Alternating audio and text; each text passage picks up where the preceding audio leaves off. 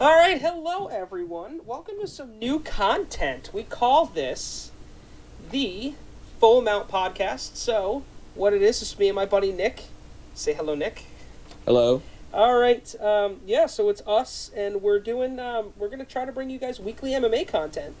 Just all podcasts, all things MMA. Talk about the UFC. Talk about Bellator. I got my Bellator hat on right now. So yeah, last night, Nick, there was a fight. Yeah, there were a lot of great fights last night. UFC on ESPN 10, or UFC, is it Jessica Eye versus Cynthia Calvillo is the main event. Dude, can we talk about the first three fights in the prelims? Wow. That's history, right? That was history. Yeah, it was history. First time in the UFC's history that in, what was it, 3 fights ended in under a minute. Yeah, all and in a they row. were in a row. All in a row. Yeah, that's right. There were 5 first-round finishes, which is insane. I couldn't believe what I was seeing. Yeah, I'm pretty sure I texted you, and I was just like, dude, what even is the start of this card? I was like, we're going to be in the main event in like 10 minutes. So, so here, I'll just literally name them off. Christian Aguilera beat Anthony Ivy by TKO in 59 seconds. Tyson Nam knocked out Adeshev in 32 seconds. Julia Avila knocked out Gina Mazzani in 22 seconds. I mean, just unbelievable. And then the 4th prelim went to a decision. Yeah. It's like, aww. Just, we're waiting for that 4th knockout. So, yeah, that was pretty crazy, but 5 first-round finishes. Yeah. That's pretty rare, I think, for anything. That was crazy, man. I mean, the last thing I could think of was there was one Bellator event. I can't recall what it was, but every single fight ended in a stoppage, either a knockout or a submission. Every single fight. No decisions. No decisions. I was like, this is the craziest thing I've ever seen in my life. That's wild. So I guess we'll just go down the line. Maria Agapova defeated Hannah Cyphers in the first 1 minute not 1 minute. First round by rear naked choke. Yeah. Jordan Espinoza beat Mark De La Rosa by unanimous decision. Andre Fili beat Charles Jourdain by decision. Charles Rosa beat Kevin Aguilar by decision. And I want to stop and talk about this one, the co-main, because this had a lot of animosity with it. Marvin Vettori versus Carl Roberson.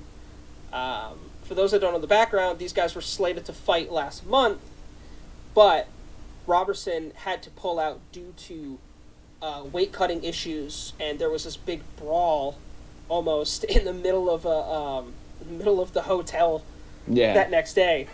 Flash forward to this past weekend, Roberson missed weight again. Do you know how badly he missed weight, Nick? I actually didn't see the details of it, but I heard he missed it. 4.5 pounds. Oh my god! How do you miss it by that much? Well, that's my question. First of all, if you're, I'm sorry, as I hit my mic, if you're scheduled to fight at 185 pounds, and you have 2 times in a row not been able to get yourself down to 185 pounds, here's a thought. Don't fight at 185 pounds. Just that isn't your weight class. No. Just go to 205, figure it out. Yeah, man, it's ridiculous. But people just... I'm not big on weight cutting, so I don't think it's healthy for somebody. But like, if you really cannot make that weight, like it's almost impossible for you to, then just go up a weight class. It's just not worth it, you know? Absolutely. And you've not only put yourself into a position to where you have an opponent that's very angry at you, but it makes you look bad as a representative of the sport. Yeah. To have that kind of opportunity, and literally 2 times in a row against the same opponent, you can't make weight. I agree. Like that at some point you need to change your diet, you need to change your regimen on how you do things. Your everything needs to be changed. Like if you want to continue to fight at that weight class, here's a thought: figure out how to make it happen. You know. Yeah, and the second hint that he should, change weights, he got beat early. Yeah. So Vettori beat him with a rear naked choke. 4 minutes 17 seconds into the first round, which is funny because both submission victories were both by rear naked choke in the first round. So isn't that crazy? Five first round finishes. What a unique night. Oh, it was crazy. And very unique. For a fight night, a free fight on ESPN, like that's a pretty big deal, you know? Yeah. Main event though, also, this whole card is shrouded in controversy anyway, because 3 people missed weight. Yeah. Didn't Jessica Eye? Jessica Eye. No, Jessica Eye missed by a quarter pound? Yeah. She the flyweight limit is 126 pounds. She was 106 or 126.25 pounds. I was like, that's a bit petty for me, but either way. But yeah, she missed too, which was nuts. You know, 3 fighters missed. 4 actually. One had to completely stop due to weight cutting issues. He fell sick, so they had to replace him. I was like, that's nuts. But nevertheless, Cynthia Calvillo, it was a domination. Oh, God. It was... First round was 10-9 to I thought. Yeah, well, Jessica Eye came out really strong, and I think Calvillo underestimated the pace she was going to start at, which definitely shows a lot. It shows that Jessica Eye has always been a really great starter. She's always been great at starting well in the first round. Yeah. But it shows the testament to Calvillo and how well she can adjust into a fight. Yeah, Calvillo literally just from there after the first round just dominated, like total control of the fight. It went the pace she wanted it to go. Jessica Eye really didn't know what to do after the second round. No, she had 4 takedowns. She had 5 minutes of dominant control.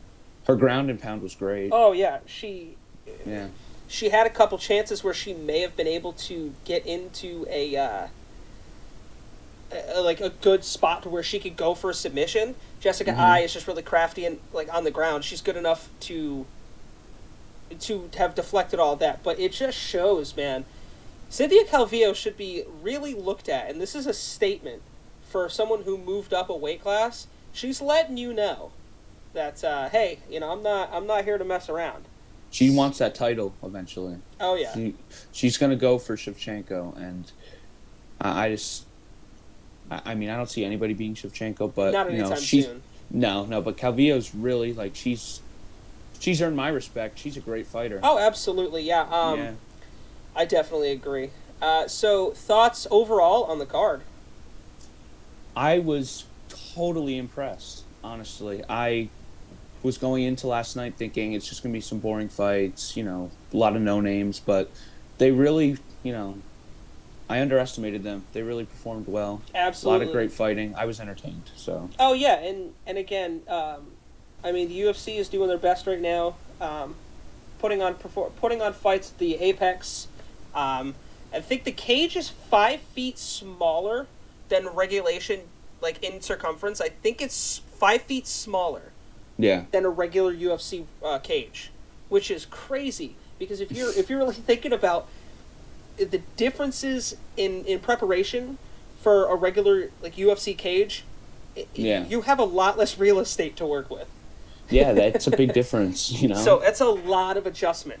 Yeah. Oh man. I agree. I was thoroughly entertained. I want to talk about Carl Roberson did some crazy thing that I texted you about. He was caught in a standing guillotine, and I've never seen this before. He jumped up, pushed off of the cage like a diver, pushing like if you sort of see a swimmer in the Olympics and they tuck under the water and push off with the side of the pool to get a good push through to keep their speed. That's exactly what he did. He jumped up, pushed off of the cage with his feet, and escaped a standing guillotine. Yeah. I've never seen that before. I saw that and I was like I didn't even have words. I was just like that was insane. I've never seen that either, so I'm just like stuck. I was frozen. Yeah. I was like, what the hell? That was crazy. But yeah, I think Jessica Ai has a little bit that she needs to figure out after that. She's got a little ways to go. Yeah, sure. like she'll get back up to the title contention without question. She's still an amazing fighter. But yeah, Cynthia Calvillo just made a statement that, hey, I can move up 10 pounds and make a difference. Yeah. So let's changing weight, no problem. Oh yeah. So let's switch over to some MMA news. I think it was Chael Sonnen that talked about this the other day, and I want to get your thoughts on this because it really made me think about it. After the performances that these two put in a couple weeks ago, do you think it would be a far cry to see Cody Garbrandt versus Sean O'Malley? I would love to see that fight. That's a great matchup because both of them want that belt, and both of them are working hard towards that belt. And I think whoever would win that fight should, have a title shot. Oh, absolutely. I think that's a perfect matchup for like a main card. Well, they both won emphatically. They both made statement knockouts. Cody 2.0. Cody 2.0, man. He's the real deal again, man. I think the hardest thing for him was he was on a 3 fight losing streak. 3 fights, yeah. And it's like when you lose that many times, when someone that comes in with just a star-studded record, yep, and then get beat 3 times, it's like it does a lot to you. And what really messed with him and made him take a little break was it was losing to Dillashaw twice because those guys hate each other. Yeah, they cannot, and losing to your arch enemy 2 times in a row. Well, they used to be teammates. They used to be buddies. Yeah, because he was they were both training under Uriah. And then TJ went to Dwayne Ludwig. Yeah. And and then he just kind of left Team Alpha Male. And then Cody Garbrandt got really pissed off. After that performance by Cody, I think people should be afraid of Team Alpha Male again. Yeah. And and again, Sean O'Malley, Sugar Sean, he's undefeated still. Yeah, what is he? 11? 12 and 0. 12 and 0. Yeah, he's still undefeated. Yeah, that guy's no joke either. I'm not a big fan of his style, his image. Oh yeah, I love the hair. I love it. It's creative. I'll give it that. But that guy in serious talks though, that guy, he's the real deal. People calling him the next Conor McGregor. It's a little reaching, but well, I could say stylistically, in the cage, absolutely, I could see that. I mean, trash talk, no one's gonna trash talk like Conor, but yeah. I can see stylistically, I can definitely see where they're drawing from. He's definitely more of a counter striker, and he's got stupid power in those hands. Yeah, he does. But the other thing is with the comparison to Conor, I don't think he'll ever be the business straw that Conor is. No, well, no, and that's the thing is Conor McGregor is above pretty much everybody. There's Conor McGregor draw wise, and then there's everyone else. Mm-hmm. But I don't know. I'd be stupid excited to see that fight. Absolutely. To knock out someone like Eddie Wineland. Eddie Wineland's known to be a grinder and a brawler. He put him out. And then Cody's literal last second haymaker. Unbelievable. God, that was nuts. Duck level change. Yep. And ducked right out. Hand. Boom. Good night. Well, you saw the same thing last night with what was it, Tyson Nam? He took a leg kick, ducked down, threw a right hand, and then boom, Adeshev went to sleep. Yeah, but it didn't help when he caught him with that second, and it was over. But wow. The thing with Cody is, and the flaw he has, you talked about O'Malley's power in his hands. I think that if Cody Garbrandt fought him, he would have to really be careful because, in my opinion, Cody doesn't have a great chin. Oh yeah, Cody fights kind of what's the word? He fights kind of emotional in some aspects, which can be either an amazing asset or a huge crutch. Yeah. So it makes things kind of difficult for some fighters, but I think he showed that he was able to keep his cool, keep focus, keep his composure, and I think that's a big benefit to what Cody 2.0 could be. I just think that if O'Malley catches him, like lands one, that Cody might just go to sleep. Yeah. Guy. Well, it's going to be a fireworks display. I can tell you that if that fight happens. Dana, absolutely. Book it.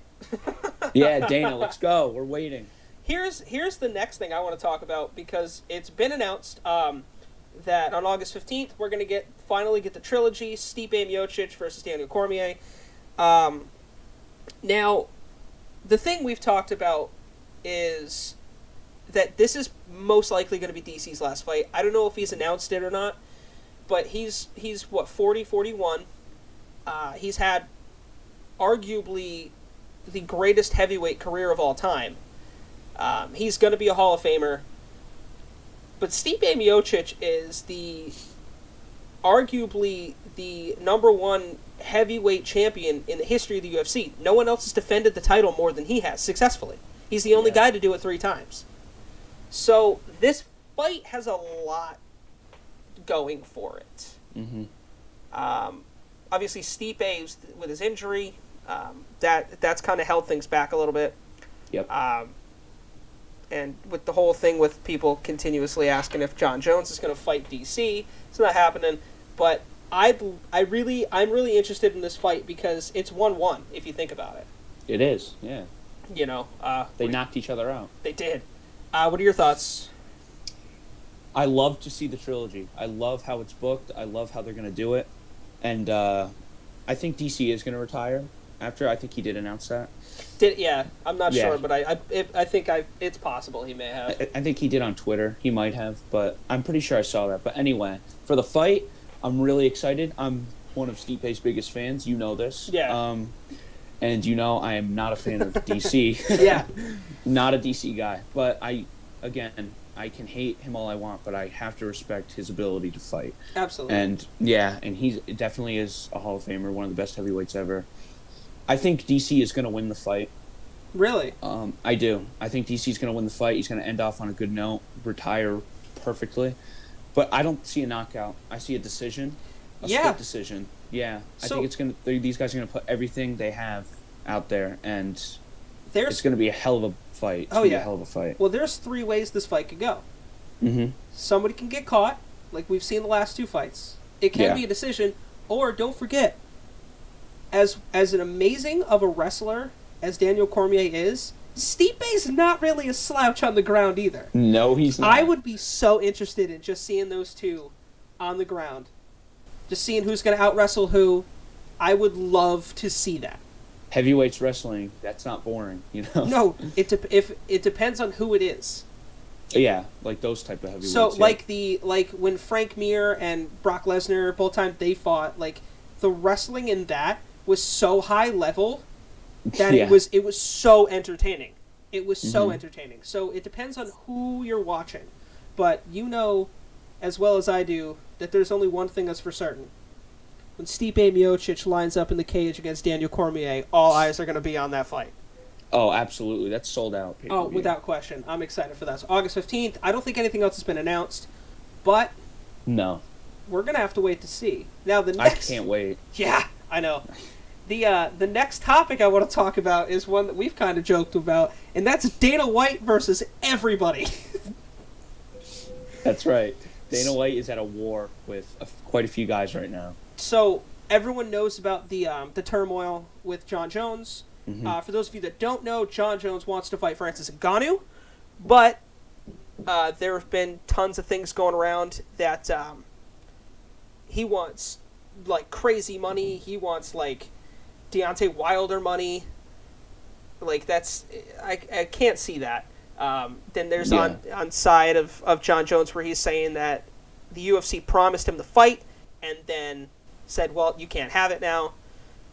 It's this crazy back and forth that's led Jon Jones to tweet out that he's relinquishing the light heavyweight title. I have no idea. And then on top of it, Masvidal is upset about something, and he's tweeting out, just release me from my contract. I don't even know what he's mad about, is the thing. Yeah. Like, do you know? I don't fully know the details. I think he's mad because he hasn't been given opportunities to fight Diaz again. No, you know what? I think it's because Burns is is getting the title shot against Usman, and he's not. And I think that upsets him. And honestly, if we're both being honest here, as people who love MMA, I think we both know that Burns has a better shot beating Usman than Masvidal does. Well, Burns proved himself when he destroyed the former welterweight champion. Hall of Famer. Yeah. Oh, yeah. Think about how long he held that division down. He's one of the greatest welterweights, and he destroyed him for 5 rounds. It was horrible. It was horrible. Yeah. So I think Gilbert Burns just proved, hey, guess what? I'm here, and yeah, I'm ready to do this. And Masvidal, Masvidal has been, I think he's been offered the Usman title bout twice, and he wanted to go for the BMF belt. So, yeah, I just don't see how Masvidal has room to talk or to whine. But again, I don't know all the details. But honestly, if I just had to pick a side here, I'm going to go Dana White because Masvidal's always been kind of whiny and kind of a talker. So, and then not to mention everything with Colby Covington, who you want to talk about whining. He's upset. He got dominated for 5 rounds and then got knocked out. And then he goes, "But that's not fair. I deserve a rematch. You don't deserve anything. Shut up." That guy is so full of himself. He is so full of himself. So what he's trying to do is the same thing that Chael Sonnen did. Chael became this pro wrestling heel persona that just came at everyone. He was the bad guy, and he still talks about being the bad guy, and he loved that. And say what you want about Chael, as a fighter, Chael Sonnen, he was fantastic. Granted, he sometimes got in over his head. He almost beat Anderson Silva. The first time they fought, he almost won that fight. He had Anderson in trouble. But what Colby Covington is trying to do is exactly what Chael did, but he's doing it the wrong way. Mm-hmm. He's just upsetting people. He's not getting people mad at him like, oh, I want to see this guy knocked out. People are like, I want to see him fired and to never fight again. Yeah, nobody likes Colby Covington. But I feel like at the same time, you got to look at Dana White, and Dana White's kind of doing things unprofessionally. Like, you are the president of one of the biggest promotions for MMA in the world. Why are you airing your dirty laundry with a fighter on Twitter? Like, come on. Yeah, I can agree with that.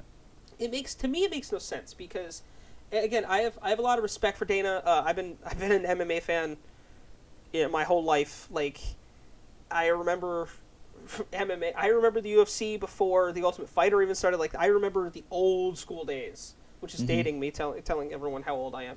But but there's a difference between doing stuff like this behind closed doors and doing it on social media. Yeah. And I mean, in all fairness to Dana, Jon Jones and Masvidal should probably not do this too. But it's setting the precedence of how ugly this is, and this circles back to why a lot of big name fighters have left the organization. Like Tito Ortiz has left in his prime. Benson Henderson, Rory McDonald, Ryan Tito Bader. And Dana. Tito and Dana really hated each other. But this all stems back to kind of the same issue, just not on social media. That's true.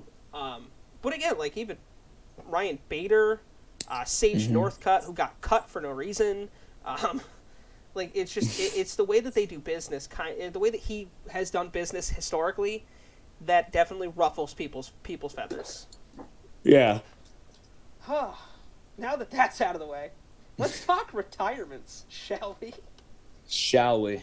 Let's do it. All right. So in the same night, right after the main event, right? Henry Cejudo completely obliterates Dominic Cruz to hold the bantamweight title, and then systematically retires right after. Yeah. Okay. Henry Cejudo, for those that don't know, is 33 years old. People will say that's pretty young to retire in MMA, but he also retired very young from wrestling. So that I can understand. But out of nowhere, Conor McGregor retires on Twitter. Right after the Nunes fight. Like, Conor's threatened before to retire. And we all knew that was BS because he wanted to come back. I don't know. Something, it just, if you really look at it, I think Conor is done. I do too, but the only way I see him coming back is if Gaethje wins the lightweight title. Yeah. Because I think he can beat Gaethje. Yeah. But that's the only way. Like everything, he just can't win a title, honestly, from here on, and that's why I think he's really ultimately retiring. He says he's losing interest in the game. He's losing interest in all the fights, and it doesn't really get him excited anymore. But I just see that as all talk. It gets everyone excited who likes MMA. So I think that's just him making an excuse. I don't think he can win a title again.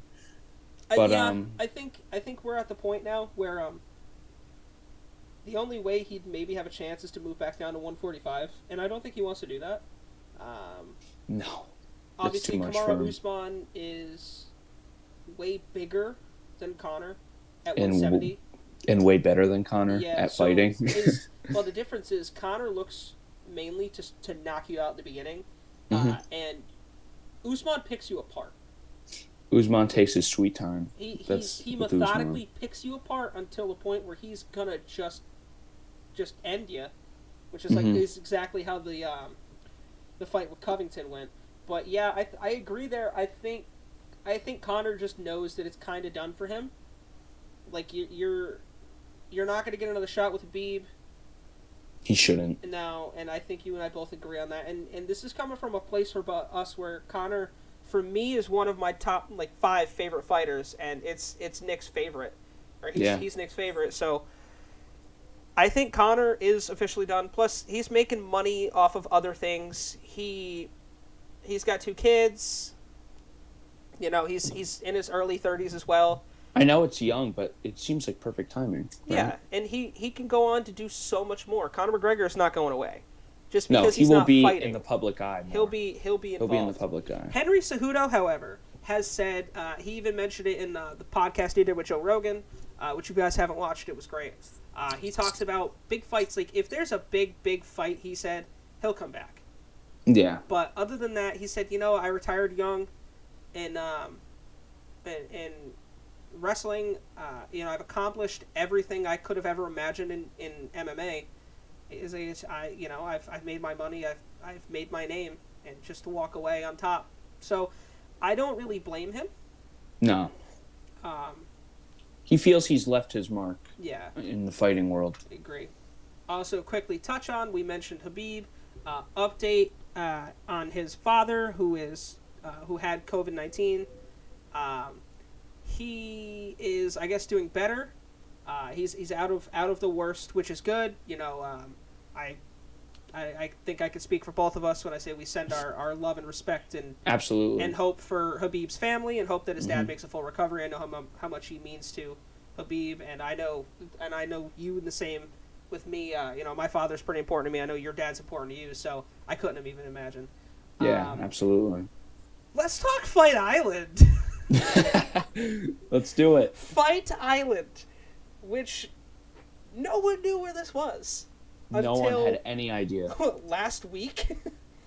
So it is officially announced that it'll be on Yas Island in Abu Dhabi. They're going to have 4 fights there. Some pretty gnarly cards. I think once those get closer, we'll get into those. But Fight Island, man. What is there to say at this point? I'm really happy. I thought it was just all talk when it first came out, same. Talks with Dana. I thought it was just all right. He's just saying stupid shit, but yeah, just to hype everyone up. I was in the same boat. Yeah, I thought he was just gonna make rumors about that and then just have fights only at the Apex. But no, it's real. I'm really excited. I would have never guessed it's in Abu Dhabi. One of the strictest places on the planet. I know. Just in religious laws. Yeah. If you're an outsider, I don't even think you can drink if you're not from there. It's crazy. I couldn't believe it when he released it, and I'm really excited that they got another location for fights during this tough time. Yeah. And pandemic and everything. Absolutely. So I just think it's great that he got a different location. It's a unique location, and I can't wait to watch the fights that occur there. Yeah. Same. I know that there's going to be a pay-per-view card there. I don't remember which one. I will again. We'll get back to you in like a further time. But here's a big one. There's been an agreement for a pretty crazy heavyweight fight. Junior Dos Santos agreed to fight Rosenstrike. Yes. Yeah. So here's my problem with this. Well, I wouldn't say problem. Here's my trepidation, I guess, with this fight. JDS has lost his last two. Rosenstrike's lost one. They've both been beaten by Francis Ngannou. Yeah, Rosenstrike took a tough loss on the chin. 20 seconds in. 20 seconds in. I love how Ngannou missed all of his punches, except the last one barely clipped the chin, and then it put him to sleep. Good night. I love what Francis said in the interview. He goes, "No, listen, he called me out. He should not have done that. He shouldn't have done that. Shouldn't have done that." It's like, all right, that's a terrifying human being. Yeah, I would never want to fight that guy. Junior Dos Santos, I don't know. I feel like he hasn't looked great in his last two fights. Obviously, both getting first round KO'd by Francis. And then he just lost his last fight in January to Curtis Blades. Yeah. He got knocked out. So, part of me is curious on the situation of Junior Dos Santos. I mean, he's still got a lot left in the tank, I think, but at high level, I don't know if he's the guy that you're going to want to look upon to try to lead the division again. Like, he's a former world champion. Don't get that. Don't get me wrong. And his fights with Cain Velasquez were some of the greatest fights in heavyweight history. But I don't think that this is going to be a fight that is going to put JDS back in the position that he has always been. Yeah. So I don't think so either. I think it's just going to be a pretty entertaining heavyweight bout. I don't think it's going to really lead to anywhere for each fighter. Like, I don't think either of them are going to get a title shot or, anywhere near that. But I just think it's going to be good for the viewers to watch, Oh, absolutely. Another question would be, what's the future for Tyron Woodley at this point? So, Tyron Woodley, I think he hasn't announced anything, but I think it's time for him to retire. That's my opinion. He's really proven himself. The fighters in the welterweight division are now superior than him. Yeah. I mean, the saying, there's always someone better than you. Yep. So, I just think that, he should be done. I mean, if he wants to fight in, undercards or in a main card, but not the main event. Yeah, his high-level run, his championship run is done. I don't think he's going to get another shot, especially after losing the way he did to not only Burns, but to Usman himself. That was bad. And then just the time off. He's almost 40. He's had a stellar career. I can agree with you. I think maybe retirement should be something he thinks about in the future. Personally, but I feel like he'd be a good analyst. Oh, and he's already doing all that stuff, and he's been doing it with Fox when Fox had the contract. Yeah, I think he's been doing stuff with ESPN. He should just get in line with that stuff now. I think he just needs to kind of walk away from fighting a little bit. I mean, if he wants to keep fighting, good for him. I wish him well. I hope he wins fights, but he's just not top dog anymore. He's just not what he used to be. I would love to see him as an analyst, though. That would be great. Yeah, me too. Speaking of Gilbert Burns, though, can we talk about the Burns brothers? Yeah, Burns brothers are the next big thing in the UFC for pairs of brothers. So how do you slate them against other famous siblings? Think you got the Diaz brothers, the Nogueira brothers. Diaz brothers, yeah, I think the Diaz brothers are the most notable ones. Well, I mean, you even, and speaking of Bellator, which we're going to get to in a minute, you've got both Patricio and Patricky Pitbull, Sage Northcutt fighting with his sister Colby over in ONE FC, both Shevchenko sisters. Siblings in general are not really uncommon in MMA. They are, but they aren't to be successful wise. But damn, dude, those Burns brothers, they're making names for themselves. Those guys are really showing themselves off. They're showing Dana White in the UFC that they're the real deal. I mean, Herbert just won his fight in UFC 250. Yeah. It was the first prelim. He submitted him first round. Yeah. So And then Gilbert Herbert taking won. care of business, Gilbert took care of Woodley. And I think Burns is the best matchup for Usman. I agree. Do I think he'll win? No. No. But if anyone's got a shot, though, it could be Gilbert Burns because they have a very similar fighting style. That's what I'm saying. So, yeah, he's got great ground game. He's a great striker. He's patient. I think that's the best matchup, and I think if anybody were to beat Usman at the welterweight in the welterweight division, then I think he'd be that guy. I just don't see it happening.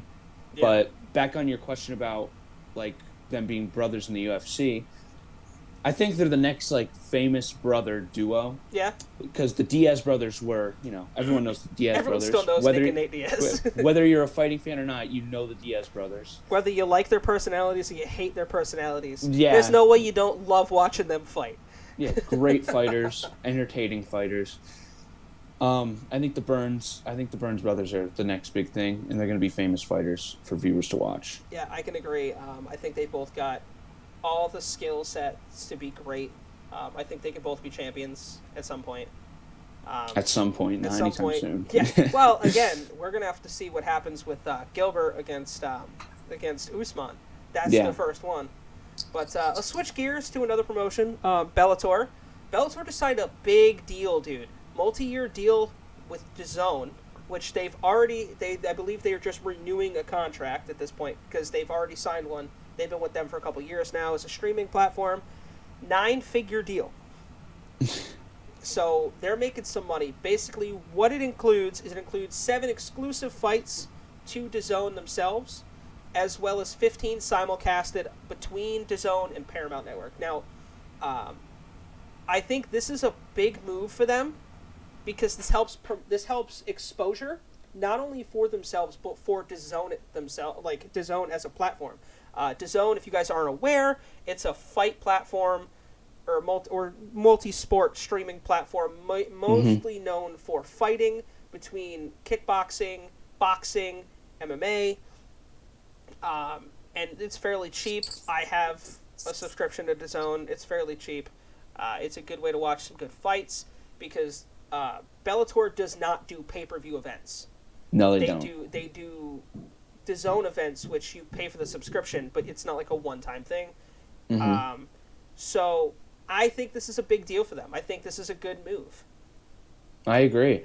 I'm not. You know me. We're best buds, but I'm not very knowledgeable in the Bellator area, but I think that's good for them. I think it helps promote the fighting world more, and it just gives another thing for people to watch. Right.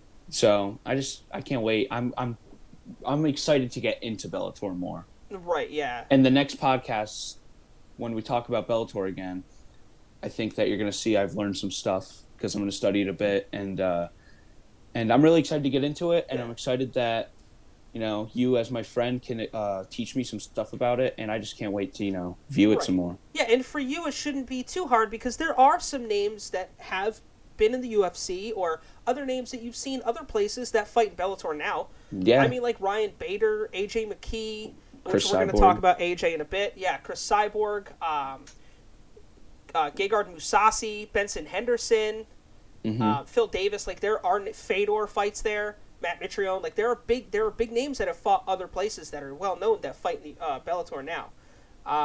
But Bellator will briefly touch on the postponement of 244. Obviously, with everything going on, that was postponed. As a matter of fact, dude, there are no listings or plans for any events until October for Bellator. Really? Yeah.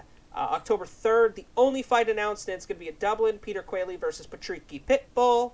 That's the only fight announced. I'm interested to see the Pitbull brothers both get back into action soon. Between that and then the not featherweight. We'll talk about the Grand Prix in a second. But October 10th, there's also Bellator MMA and Bellator Kickboxing have both booked a show in Milan. No fights have been announced yet. Yeah. I want to touch on the featherweight Grand Prix, seeing as we're talking about Bellator and the featherweights. We've mentioned a couple. Featherweight Grand Prix. Ow. Excuse me. Throat is a little dry there. We've got three matchups left. We've got Patricio Pitbull, who is the champion. He's going to be fighting Pedro Carvalho. Emmanuel Sanchez still has to fight Daniel Weichel. And your semifinals is AJ McKee and Darian Caldwell. Now, I like what Bellator does with these Grand Prix. They make the champion fight every step of the way and defend his belt against everyone he has to face. And hope that he doesn't lose, because if he loses, boom, you got a new champion heading on to the finals. Mm-hmm. And the craziest thing, and you'll come to see this eventually, I think, once you really understand Bellator more, but Bellator has the best featherweight division in any MMA promotion. It's loaded with better talent. Than UFC's? Yes. It's so much more stacked. I'll put it to you this way. There were about 4 fighters in the featherweight division that missed the cut that should have been in it. It's pretty nuts, but what you have left is you have 6 quality fighters, and any one of them could be champion.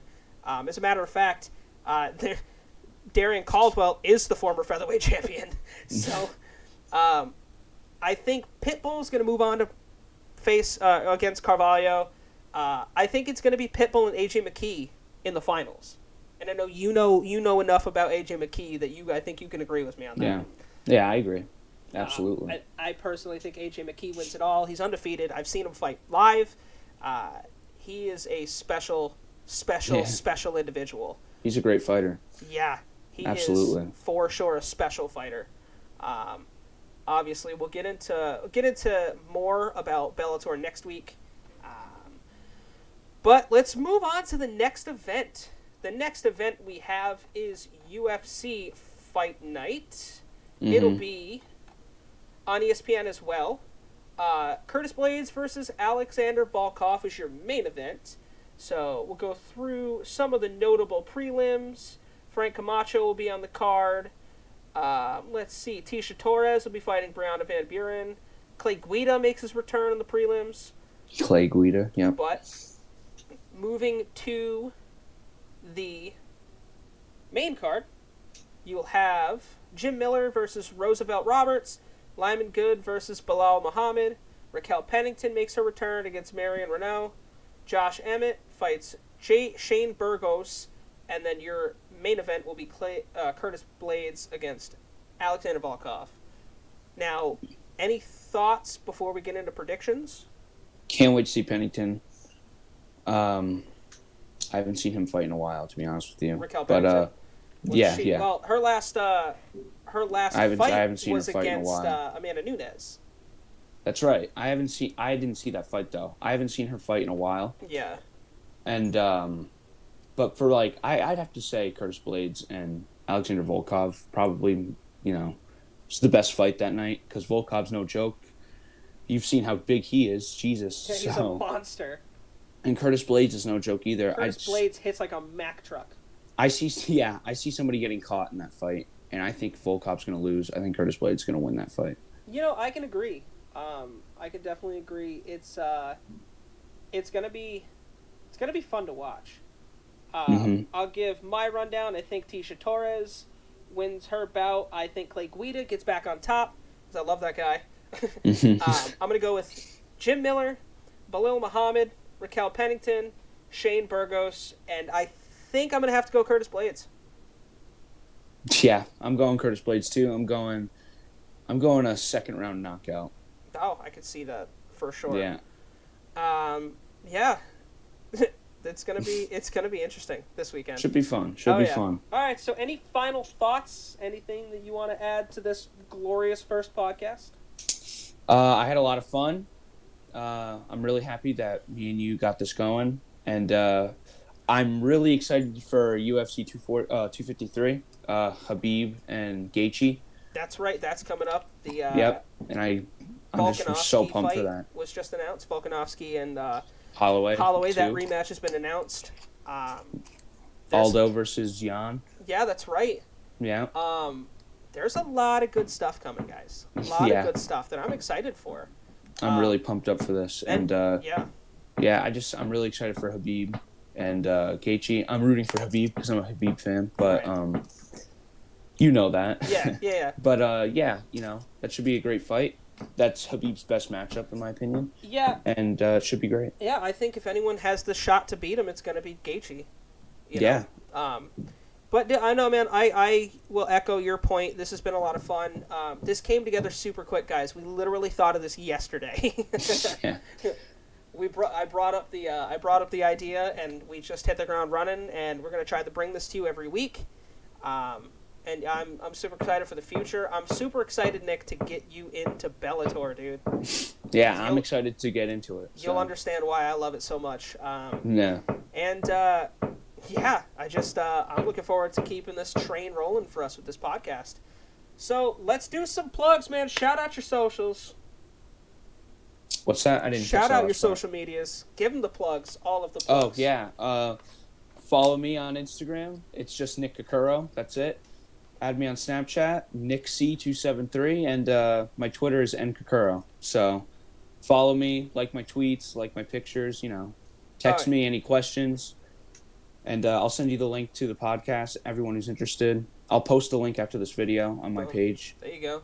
And let's give Chris a lot of props for setting this up because he really did all the technical work and linking up the mic and the video chat. So mad props to you, Chris. Thank you, man. Appreciate that. Yeah, no problem. 2 years He's a pro at this stuff. 2 years of being in radio really pays off.